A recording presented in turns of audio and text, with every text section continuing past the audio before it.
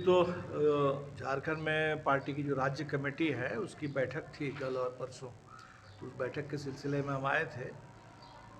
तो बैठक में चुनाव को लेकर के हम लोगों ने चर्चा की और झारखंड में हमें तो एक ही सीट लड़ना है, कोडरमा सीट से लड़ने की पूरी तैयारी हमारी जारी है। लेकिन हमने जो देखा इस समय पूरे लोकसभा चुनाव से पहले जो देश में जो भी चुनाव हो रहे हैं, एक मेयर का चुनाव हमने देखा चंडीगढ़ में, किस तरह से धांधली करके भारतीय जनता पार्टी मेयर पद हड़पना चाहती थी। अभी राज्यसभा चुनाव का जो नज़ारा दिखा हिमाचल में, उत्तर प्रदेश में या बिहार में, पिछले 12 तारीख को नीतीश सरकार के विश्वास मत के दौर में जो दिखा कि हर जगह विपक्षी विधायकों को, सांसदों को खरीद करके भारतीय जनता पार्टी सत्ता में बने रहना चाहती है। तो ये पार्टी जो सबसे ज़्यादा भ्रष्टाचार के खिलाफ बोलती है, वो आज देश में सबसे ज़्यादा भ्रष्ट, बिल्कुल जनता के सामने साफ है कि आर्थिक और राजनीतिक भ्रष्टाचार चरम पर है।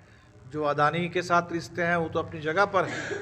इलेक्ट्रल बॉन्ड के ज़रिए जो पैसे इकट्ठे किए गए, उन्हीं पैसों से किस तरह से पूरे संसदीय प्रणाली की गरिमा को ध्वस्त करते हुए खरीद फरोख्त के बल पर सत्ता में बने रहना चाहती है। इसलिए बहुत ज़रूरी है इस बार कि भ्रष्टाचार को भी मिटाने के लिए भारतीय जनता पार्टी को सत्ता से बेदखल करना होगा। कल हमने चंपाई सोरेन जी से मुलाकात की, शाम को हमने उनको बधाई दिया कि पूरे देश की नज़र झारखंड पर है और लोगों को बहुत अच्छा लगा। आशंका थी हेमंत सोरेन की गिरफ्तारी के बाद कहीं भारतीय जनता पार्टी अपना जो खेल उसने बिहार में खेला तो कहीं झारखंड में भी वो सफल ना हो जाए। लेकिन चंपाई जी के नेतृत्व में जिस तरह से झारखंड मुक्ति मोर्चा और पूरा गठबंधन यहाँ बिल्कुल मजबूती के साथ खड़ा रहा और एक नारा जो चल पड़ा है कि झारखंड झुकेगा नहीं, जो झारखंड का झंडा बुलंद हो गया, इसके लिए हमने उनको बधाई दिया। और बिल्कुल विधानसभा के अंदर और बाहर हम लोग साथ साथ चलेंगे और झारखंड के जो हक है केंद्र से लड़ करके लेना है और झारखंड के अंदर भी जो यहाँ जल जंगल ज़मीन का सवाल हो, इंसाफ का सवाल हो, हर सवाल पर हम लोग लड़ करके हक हासिल करेंगे। सर, अभी गीता कोड़ा भी जो बीजेपी में शामिल हो गई हैं और उन्होंने कहा कि पार्टी में किसी तरह का मान सम्मान नहीं रहता है, तो इस तरह से जो आप लोग का गठबंधन है तो उसमें कहीं ना कहीं जो इस तरह से टूट हो रही है। नहीं, सवाल तो गीता कोड़ा का नहीं है, सवाल भारतीय जनता पार्टी का है। भारतीय जनता पार्टी को चुन चुन करके जिनके खिलाफ एक ज़माने में इन्होंने भ्रष्टाचार का आरोप लगाया, वो सारे भ्रष्ट नेता भारतीय जनता पार्टी को चाहिए। और इसीलिए आप देख रहे हैं ये भारतीय गीता कोड़ा जी, हमें लगता है कि वो तो एक माध्यम है इसमें।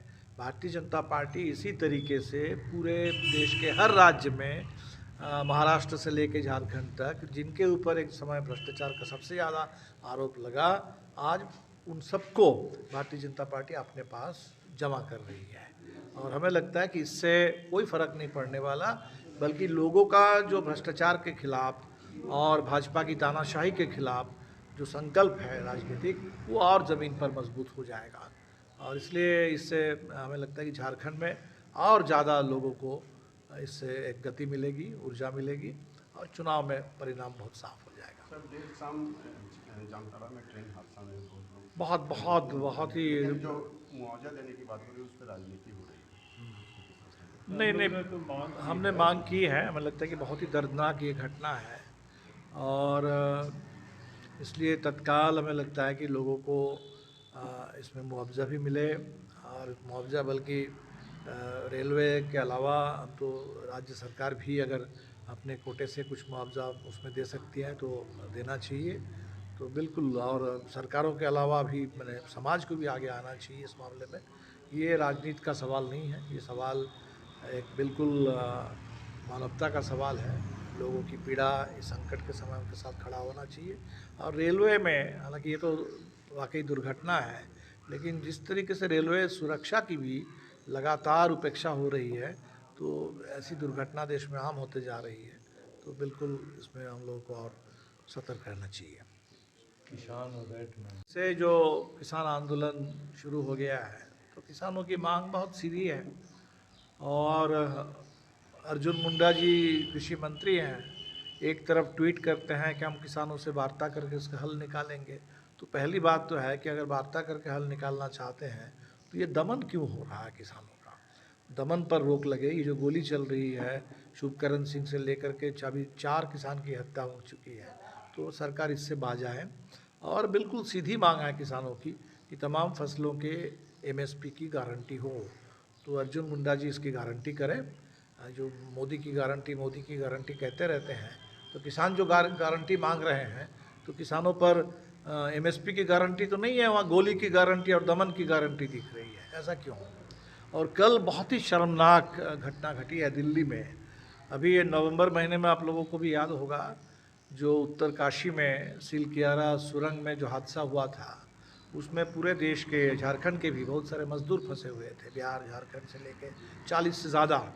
तो अंततोगत्वा उन मजदूरों को बचाने का काम कुछ देश के अन्य मजदूरों ने ही किया था, जिनको हम रैट माइनर्स के नाम से जानते हैं। और उनके जो मुख्य संगठक थे वकील हसन, तो चाहिए तो था कि सरकार इनको सम्मानित करती, इनके लिए और ज़्यादा सुरक्षा और उनके लिए बेहतर नौकरी का प्रावधान करती।